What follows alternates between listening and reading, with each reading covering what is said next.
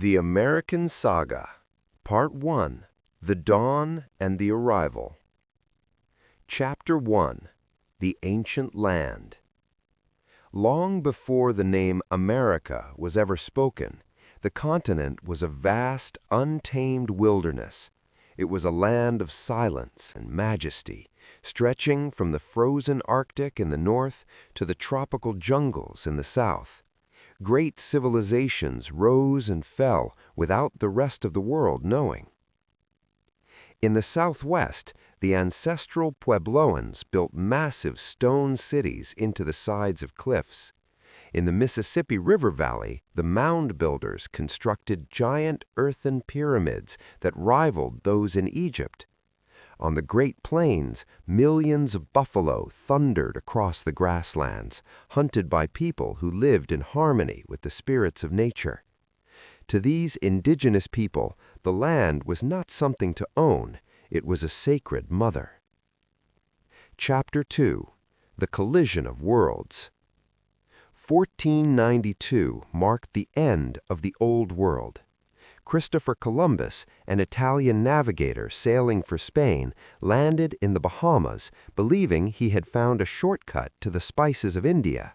He called the people he met Indians, a mistake that would last forever. This encounter changed everything. European ships brought iron, horses, and guns, but they also brought invisible killers, smallpox and influenza. Within decades, great indigenous empires crumbled.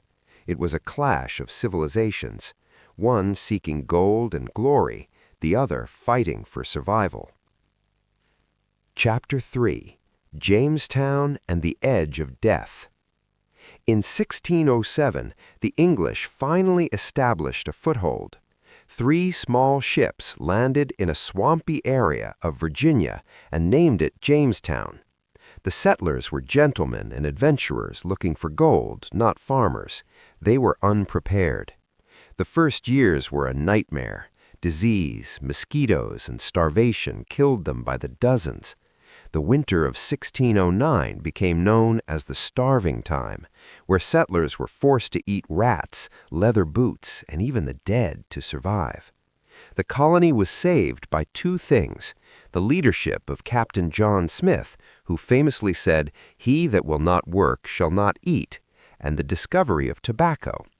This brown gold became the cash crop that made Virginia rich. Chapter 4, Pilgrims and the Prayer for Freedom. Further north, in 1620, a different kind of settler arrived. The Pilgrims, sailing on the Mayflower, weren't looking for gold. They were fleeing religious persecution in England. They landed at Plymouth Rock in Massachusetts during a brutal winter. Half of them died in the first few months, but in the spring, a Native American named Squanto walked into their camp. He spoke English and taught them how to plant corn using fish as fertilizer. To celebrate their survival and the harvest, the Pilgrims and the Wampanoag people shared a 3-day feast. This moment of peace became the legend of the first Thanksgiving.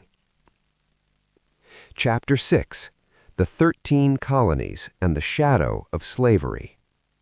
By the mid-1700s, the British had established 13 distinct colonies along the Atlantic coast. The northern colonies, New England, were rocky and cold, thriving on shipbuilding, fishing, and trade. The middle colonies were the breadbasket, growing wheat and grain. The southern colonies were different. They had rich soil and long summers, perfect for massive plantations of tobacco, rice, and indigo. To work these fields, a horrific system was solidified. Ships filled with chained African men, women, and children arrived in the harbors. Slavery became the economic engine of the South, a deep moral stain that would eventually tear the nation apart. Chapter 6, The Road to Revolution. After Britain defeated France in the 7 Years' War, 1763, British King George III was left with a massive debt. He decided the American colonists should pay for it. Parliament passed the Stamp Act, the Sugar Act, and the Townshend Acts. The colonists were furious.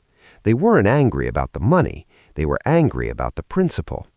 No taxation without representation, they cried. Tensions boiled over in Boston. In 1770, British soldiers fired into a crowd of heckling colonists, killing 5 people. It was called the Boston Massacre.